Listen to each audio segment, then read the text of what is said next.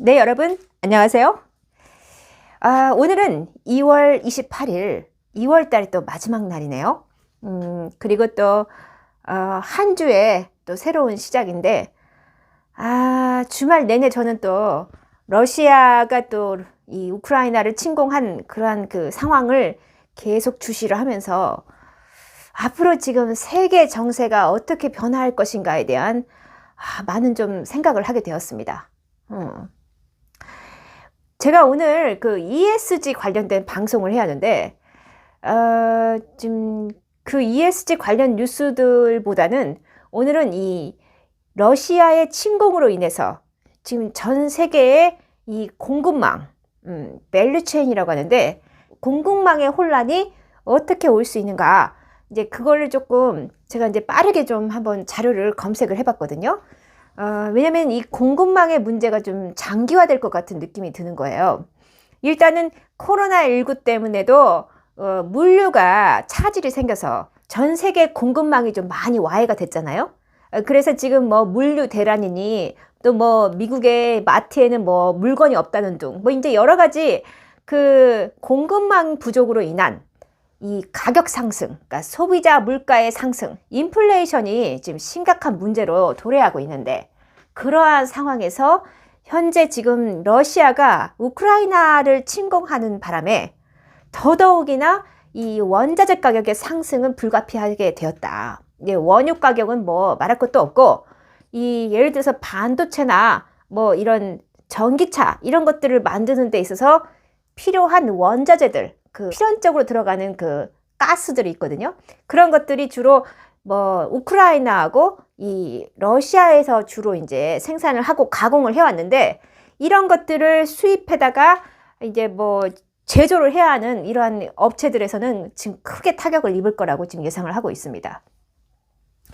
그래서 지금 오늘 제가 ESG 관련 뉴스보다는 이 우크라이나 사태로 인해서 지금 전 세계의 공급망이 앞으로 어떤 문제가 좀 심화될 수 있는가, 그런 문제를 조금 두세 개 정도 이제 섹터를 좀 좁혀서 그걸 좀 여러분께 소개를 하고요.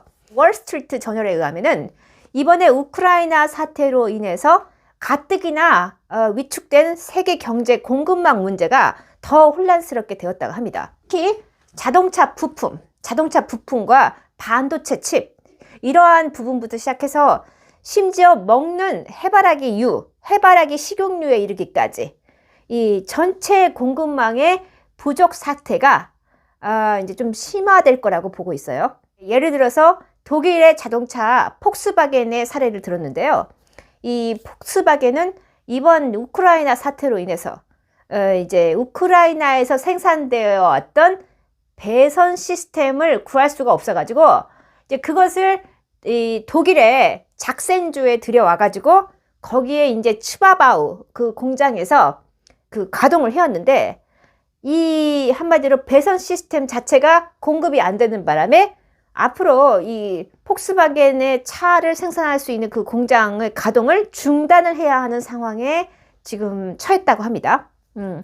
그래서 폭스바겐은 이제 생산이 재개될 때까지 약 8,000명가량의 노동자들을 임시적으로는 해고를 해야 하는 상황에 지금 처했대요. 현재 우크라이나에서는요, 이 자동차에 들어가는 배선 시스템, 그리고 전자 부품, 좌석, 그러니까 이제 시트죠, 시트, 자동차 시트, 이런 등등 해가지고 자동차의 크고 작은 부품을 제조하는 그런 공장들이 많이 들어서 있다고 해요. 그러니까 이제 폭스바겐이나 뭐 다른 이제 뭐 글로벌 회사들이 그 우크라이나가 노동력이 싸니까 특히 이제 메리우폴 항구 중심으로 해가지고 이 남동부 쪽에 이제 좀 공장을 많이 지었다고 해요. 지금까지 우크라이나에서 이러한 전기차 부품을 제조하는 해외 기업들만 해도 20개사가 넘는다고 합니다. 약 28개사에 이른다고 해요. 이쪽으로부터 지금 그 공급이 원활하지 않으면 자동차 제조가 제대로 되지 않는다는 거죠. 그리고요, 스위스의 경우에는 이 철광석으로 만든 펠릿, 이 펠릿이라고 이제 자그맣게 아주 작게 만들어지는 그러한, 이걸 목재 펠릿도 있고 철광석 펠릿도 있는데, 이 철광석 펠릿 수출업체인 페렉스포라는 업체가 있는데, 이 업체는 우크라이나의 남서부에 이 피우데니 항에서 화물을 반출을 해와야 한다고 해요. 이 기업은 지금 우크라이나의 남서부에서 이 철광석을 가져와서 이거를 이제 펠릿으로 가공을 해서 수출을 해왔는데, 지금 거기 남서부에 있는 피우데니 항 자체가 지금 이 폭격을 받아가지고 화물을 지금 반출할 수가 없다고 해요. 게다가 이제 사실은 코로나19로 인해서 전 세계 물류 대란이 일어났잖아요. 그래서 전 세계의 공급망의 차질로 인해서 어떠한 운송수단이 떠올랐냐면, 이 러시아를 통한 시베리아 철도가 효율적일 수 있다라고 평가를 받아가지고 작년에 상당히 많은 물류업체들이 러시아의 시베리아 철도를 통해서 물류를 운송해 왔다고 해요.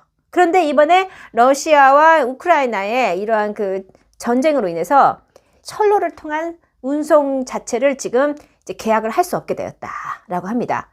그런데 작년에 물류 대란으로 인해서 아시아와 유럽을 통한 철도 운송 비율이 해상 운송이 차질로 인해서 상당히 늘어났다고 해요. 해상 운송 비용도 비싸고 하니까 많은 나라들이 이 러시아의 시베리아 철도를 활용해서 물류를 이송해 왔다고 합니다. 그래서 작년 상반기에만 중국에서 유럽연합으로 이 약 30만 톤 이상의 컨테이너가 유라시아 철도를 통해서 러시아를 거쳐서 유럽으로 운송이 돼가지고 수출이 됐다고 해요. 삼성전자도 시베리아 횡단 철도를 활용해서 이 많은 전자제품들을 운송을 해가지고 수출을 했다고 합니다. 그런데 전쟁이 벌어짐으로써 시베리아 철도를 사용할 수 없게 된 거예요. 그러니까 지금 여기서도 물류 차질이 생기겠죠? 거기에다가 지금 러시아와 우크라이나의 영공을 지나는 항공 운송도 더 이상 활용할 수 없게 됐잖아요. 이 러시아의 영공은요, 유럽과 환태평양을 이어주는 최단 거리의 항로라고 합니다. 그런데 이 러시아와 이 유럽 간에 한마디로 서로 제재를 하는 바람에 지금 이 항공로를 사용할 수 없게 된 거예요. 그래서 지금 화물도 철도로 운송을 못해, 또 이 비행기로 운송을 하고자 해도 결국은 우회 항로를 써야 하니까 연료비가 더 많이 들어가겠죠. 지금 전반적으로 이 전쟁으로 인한 물류 운송 비용도 훨씬 늘어날 뿐만 아니라 운송할 수 있는 수단 자체도 굉장히 제한적으로 됐다. 원자재와 물류비 상승이 불가피하게 됐다라는 점을 지금 월스트리트 저널이 그러한 얘기를 하고 있어요. 그런데 이제 우리나라의 경우로 보면은 이렇게 지금 우크라이나 사태가 장기화될 경우에 이 우리나라의 가전업계가 지금 비상이라고 합니다. 그 이유는 작년 하반기부터 이 원자재와 운송비가 굉장히 높아졌고, 반도체 가격도 인상되는 바람에 이 영업이익 차원에서 크게 좀 악화가 됐다고 해요.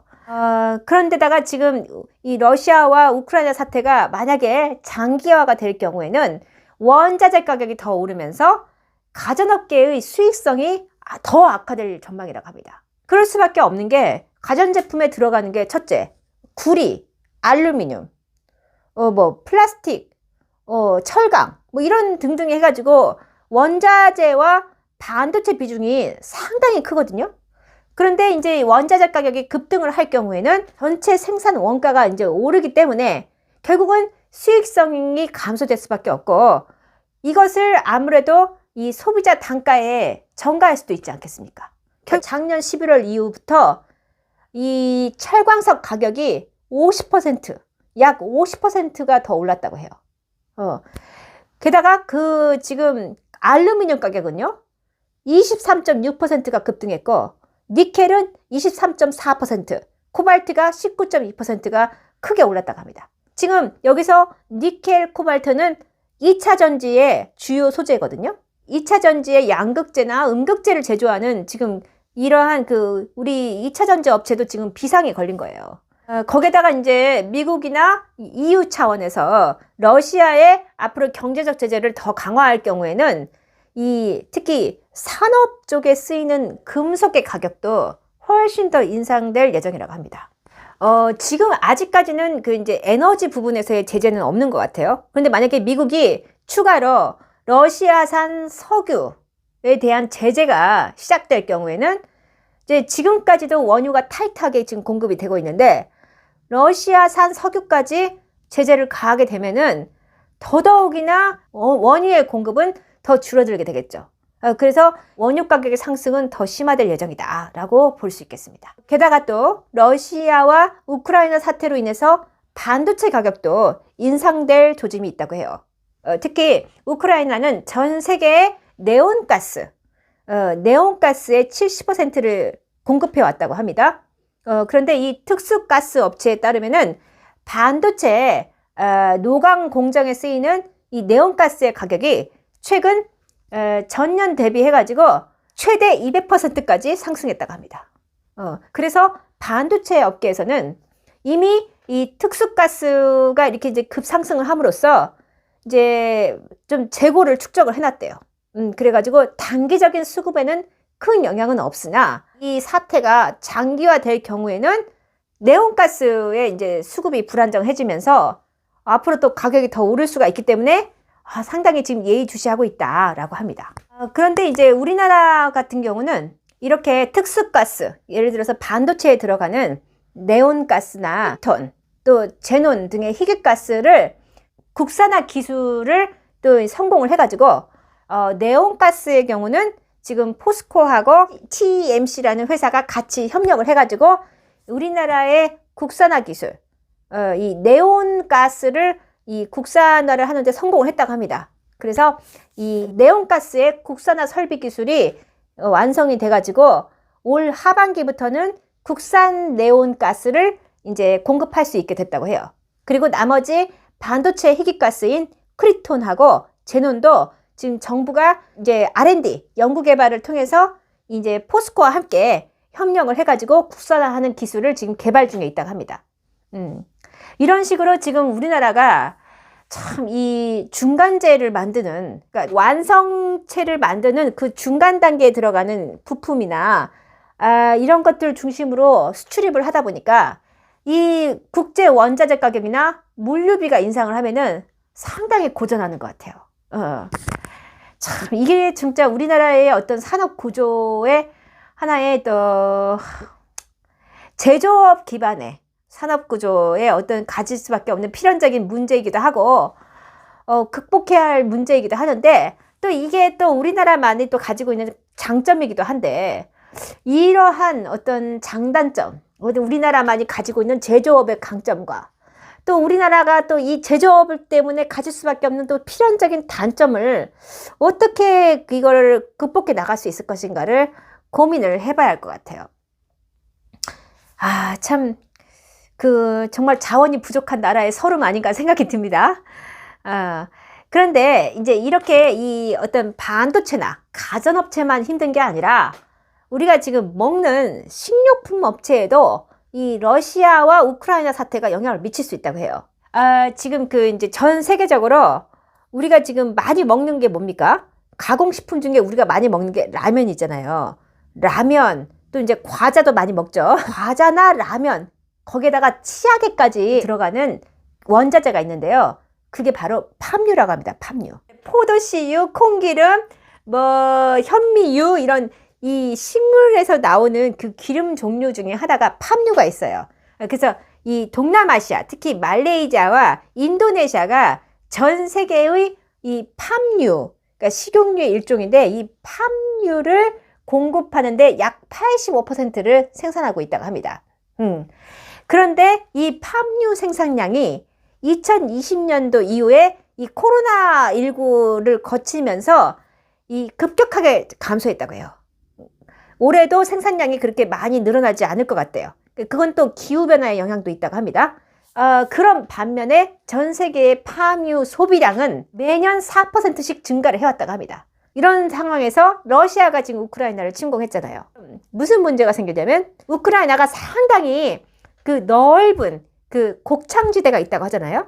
그 우크라이나에서 생산되는 이 전 세계에 또 유명한 식물성 기름이 있는데 그게 바로 해바라기 씨유래요. 그런데 지금 전 세계 해바라기 씨유 중에 1위가 바로 우크라이나산 해바라기 씨유라고 합니다. 1위가 우크라이나산이고 2위가 러시아산 해바라기 씨유라고 해요. 그런데 이렇게 이제 전쟁이 일어나고 또 물류를 통제하고 또 수출을 규제하게 되고 그렇게 되면은 이 식물성 기름 가격이 또 크게 급등을 하게 된다고 합니다. 그러면서 이제 말레이시아나 인도네시아 쪽에서의 팜유 가격도 지금 계속 오르고 있는데 거기다가 이 우크라이나산과 러시아산의 해바라기 씨유까지 계속 지금 오를 예정이고 이 우크라이나산과 러시아산의 해바라기 씨유까지 공급이 제대로 안 되면은 이게 결국은 공급 차질 문제로 생겨가지고 먹거리 음식료 시장에서도 가격 인상이 불가피하게 된다는 겁니다. 결국은 이것이 또 물가 상승을 또 초래를 하겠죠. 그래서 지금 현재 이 우크라이나 사태가 참 굉장히 그 전 세계의 공급망, 밸류체인을 지금 혼란에 빠뜨리고 있다. 그 전에도 코로나 때문에 문제가 있었는데 여기에 지금 전쟁까지 더해지면서 더더욱이나 좀 그 문제가 좀 심화되고 있다라는 측면에서 여러분께 지금 공급망 문제를 좀 한번 전달을 해야겠다 생각해서 제가 이제 짧게 내용을 정리해 봤습니다. 자, 그래서 오늘은 여기까지 방송하고요. 또 내일은 ESG 뉴스 브리핑 여러분께 들려드리겠습니다. 감사합니다.